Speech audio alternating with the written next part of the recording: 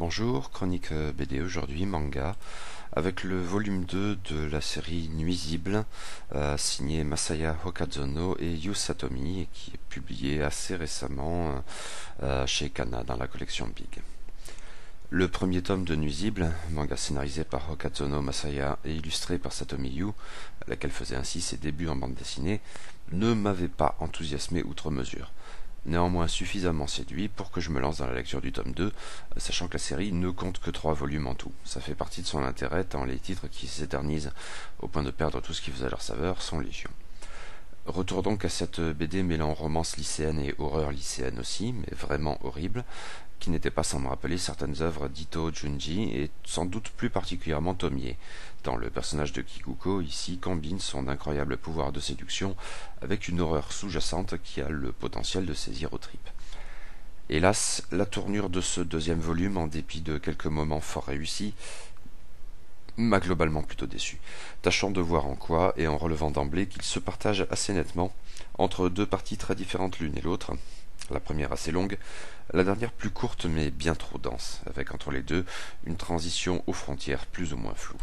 Comme le premier tome, et pourtant de manière très différente mais avec un effet certain, ce deuxième volume s'ouvre sur un cauchemar du jeune et beau Takasago Yoichi, où l'horreur n'est pourtant pas tant graphique que psychologique. Le jeune homme erre dans les rues de sa ville et réalise avec horreur qu'il est devenu incapable de communiquer avec ses amis, ou à vrai dire qui que ce soit. Une belle idée d'illustration pour exprimer cette étrangeté, les phylactères obscurcis par des taches sombres et brouillonnes, qui ont quelque chose d'aussi menaçant que frustrant. Hélas pour Ryoichi, se réveiller s'avère plus cauchemardesque encore, car le jeune homme est littéralement séquestré chez lui par l'étrange autant que séduisante Munakata Kikuko, cette jeune beauté qu'il avait déjà croisée dans ses rêves avant de la rencontrer en tant que nouvelle au lycée. Et Kikuko n'est pas à une horreur près, elle, la fille insecte, si déphasée dans le monde des hommes, ce qui participe au moins pour partie de son ambiguïté, même si ai-je trouvé de manière moins convaincante que dans le tome 1. Elle a beau commettre des atrocités, tuer, torturer, Kikuko n'est pas nécessairement maléfique à proprement parler. Simplement, elle ne comprend pas la portée de ses actes car elle manque de critères de référence humains. Si les séquences suivant immédiatement le rêve introductif sont globalement assez médiocres, la BD atteint peu après d'étonnants sommets, quand la passion dévorante de Kikuko pour Ryoichi détourne le huis clos sous la forme d'un délire érotique glauque et assez franc. Dans ces pages, le dessin de Satomi Yu, focalisé sur une Kikuko qui relève plus que jamais du fantasme inquiétant et qui bouffe l'écran, appuie insidieusement l'horreur perverse des tableaux en mêlant sans cesse excitation et dégoût, dimension qui devient plus oppressante encore à mesure que l'aimable romance adolescente, même tordue, du premier volume, se mue plus ouvertement en harcèlement et même en viol. Certes pas dans le sens habituel, avec plein de guillemets et des points de suspension entre parenthèses, et j'imagine qu'il y aurait des choses à dire à ce propos, mais je ne me sens pas armé pour cela. Ce sont et de très loin les meilleurs moments de ce tome 2.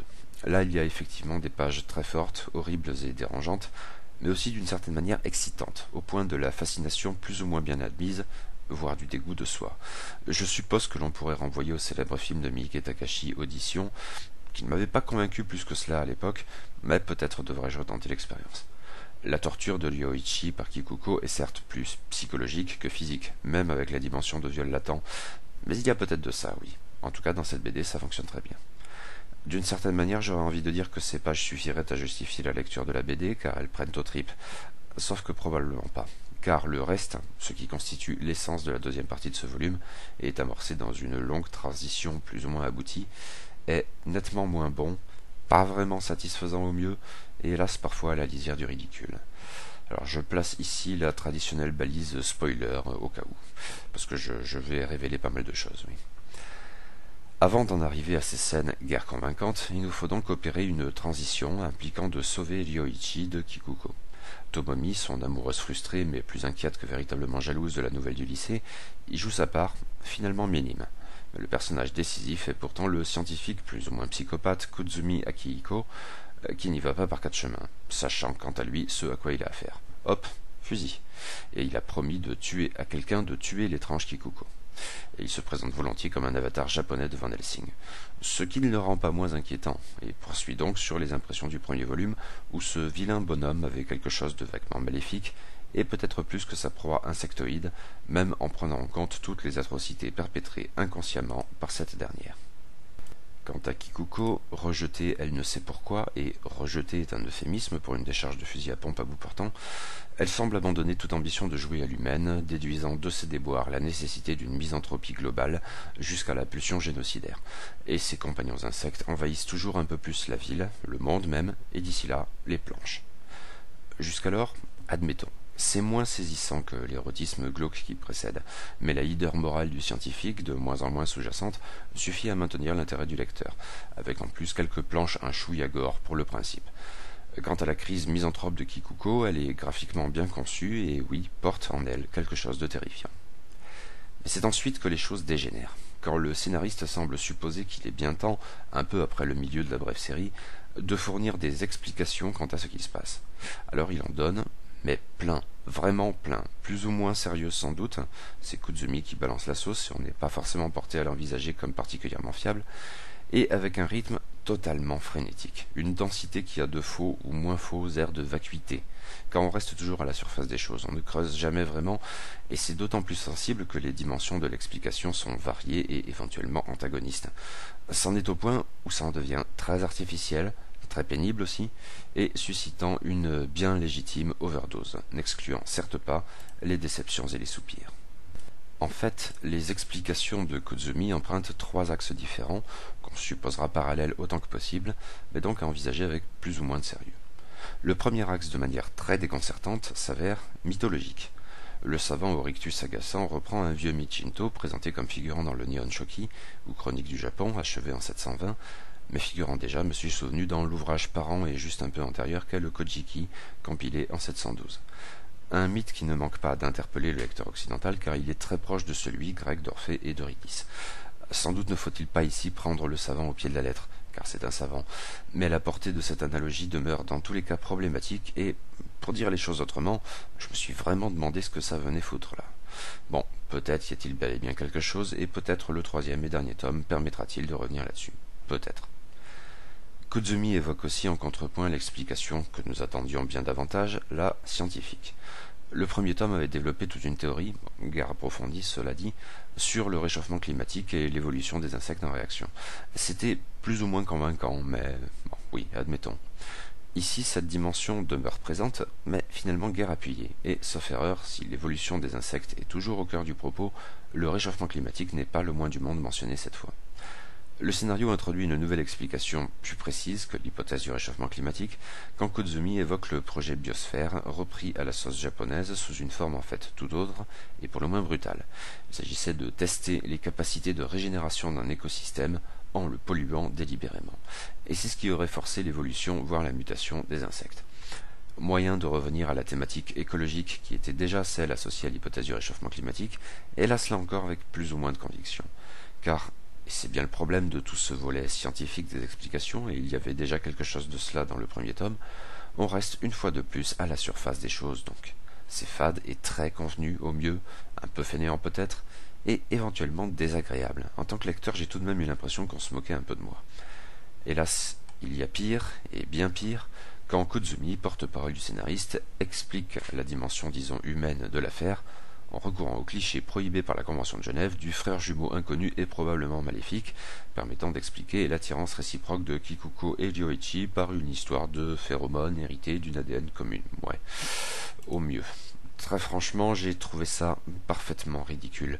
Est-ce Koizumi qui se moque ou Okadono Masaya? Hélas, j'ai bien peur que ce soit ce dernier, et ce n'est plus sympathiquement bisseux à ce stade, ça louche sur la zèderie, qu'il s'agisse d'un nanar volontaire ou pas. Quoi qu'il en soit, je relève que nombre de mes impressions, voire de mes pronostics suite à la lecture du premier tome, ont été ici déjoués. Ce qui peut témoigner de bien des choses, incluant l'astuce du scénario et mon incompréhension fondamentale de Conte de Nébal. Alors, bon, Kikuko d'abord. Outre son illustration sur le mode de l'idéal, j'y reviendrai, son principal atout dans le tome 1 résidait clairement dans son caractère anti-manichéen. Le personnage était présenté comme un monstre inhumain sous ses atours de charmante lycéenne, mais cette inhumanité lui permettait justement d'échapper aux sanctions réflexes d'une morale que l'on qualifiera de conventionnelle. Kikuko blessant et tuant n'était donc pas foncièrement maléfique, simplement inadapté, même si les conséquences de cette inadaptation incitaient à barder le qualificatif de guillemets en forme d'euphémisme. Je suppose que c'est toujours le cas ici, jusque dans les plus sordides développements de la séquestration de Ryoichi. J'ai quand même le sentiment que cette dimension essentielle du personnage a été largement remisée de côté. Ainsi, les pleurs de Kikuko tuant ne sont plus de la partie, et la virulence de sa passion glauque pour sa victime Ryoichi, peut-être justement parce qu'elle relève du désir charnel, accentue étrangement la distance entre le lecteur et le personnage de la fille insecte, bien plus en fait que les meurtres commis dans le premier tome et au tout début de celui-ci. Ce qui en tant que tel n'est pas inintéressant.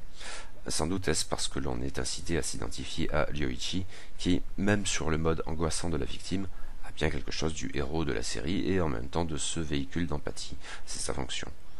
Une question compliquée donc. À cet égard, le deuxième tome se montre peut-être plus fin, parfois, que le premier, ou plus outrancier, à l'opposé. Mais trop d'éléments en même temps m'ont fait l'impression d'une dimension du récit que je jugeais essentielle, mais que le scénariste a traité finalement bien trop à la légère. C'est plus du domaine du ressenti que de l'argumentaire, je le concède, mais je ne parviens pas à me débarrasser de ce sentiment. Ma grosse erreur, ceci dit, c'était cette impression que Ryoichi, à côtoyer Kikuko, était d'une certaine manière contaminé par la fille insecte et que cette contamination se traduisait dans le dessin par une nouvelle attention au jeune homme et à sa beauté, dont la BD n'avait jusqu'alors fait preuve que pour l'étrange lycéenne. De toute évidence, ce n'était en fait absolument pas le cas, comme les premières pages de ce volume le montrent très vite. Kikuko conserve cette aura presque hollywoodienne qui la faisait embrayer par rapport à tous les autres personnages de la BD, mais Ryoichi ne l'a en rien acquise.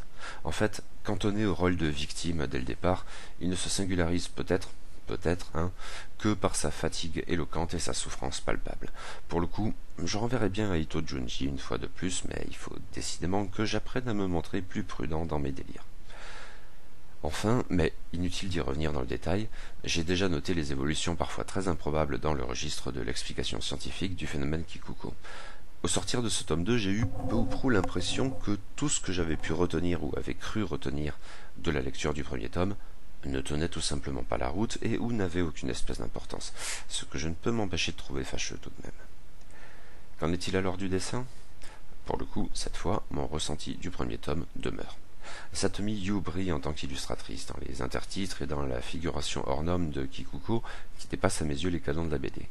Son caractère marqué de fantasme érotique glauque accentue encore sa supériorité graphique en suscitant son lot de frissons, et par un intéressant jeu des contraires cela rend plus encore l'horreur quand c'est cette dernière dimension qui doit être mise en avant. Le reste est globalement médiocre. Du moins tant qu'il s'agit d'exprimer une narration lambda. Les personnages sont fades et simplistes, le décor urbain globalement tout aussi terne et minimal. Et tout cela manque d'âme. L'impression demeure d'une dessinatrice qui ne brille véritablement que quand le propos lui permet exceptionnellement de se lâcher. Et ici c'est surtout le cas dans la représentation des nuées d'insectes. Jeu des contrastes là encore, car à l'use de deux méthodes a priori antagonistes, mais en fait subtilement complémentaires, pour figurer cette invasion, qui pour le coup contamine, oui cette fois je reprends le terme, soyons fous, contamine donc les planches. Parfois la nuée est indistincte, consistant en taches noires mobiles qui parcourent les cases et étouffent les personnages engagés dans une course d'obstacles pour les dépasser. D'autres fois, par contre, l'auteur prise bien au contraire l'hyperréalisme et le sens du détail le plus pointilleux pour livrer des planches extrêmement précises qui rendent l'invasion des nuées d'insectes autrement concrète, et joue ainsi d'un autre registre de la terreur, celle qui montre frontalement. Ici, Satomi Yu accomplit sans doute un bon travail, mais le reste, hors Kikuko bien sûr, est donc tristement fade. Bilan au mieux mitigé, mais sans doute globalement négatif en fait. La séquestration de Ryoichi par une Kikuko au désir dévorant produit des moments forts, et la représentation de l'étrange lycéenne est irréprochable. Mais le reste est bien convenu et bien plat, le plus souvent. J'aurais pu, comme dans le premier tome, tenter d'en faire relativement abstraction pour me contenter de mettre en avant ce qui était réussi, mais je ne m'en suis pas senti capable. La faute surtout aux explications malvenues et parfois risibles que Okazono Masaya nous inflige à la mitraillette je m'en foutiste via l'agaçant Kuzumi, mais assez agaçant dans le plus mauvais sens du terme. Je ne me sentais pas de recommander cette série sur la base du seul premier tome. Au sortir du second, c'est bien pire, et sans doute puis-je maintenant, plus frontalement, ne pas la recommander. Cela dit, il ne reste plus qu'un tome, et il y a malgré tout des choses intéressantes dans le visible. Alors je n'exclus pas de pousser jusqu'à la conclusion, parce que je suis faible, et parce que je suis, malgré tout, curieux. Mais je suppose que vous pouvez allègrement vous en passer si jamais.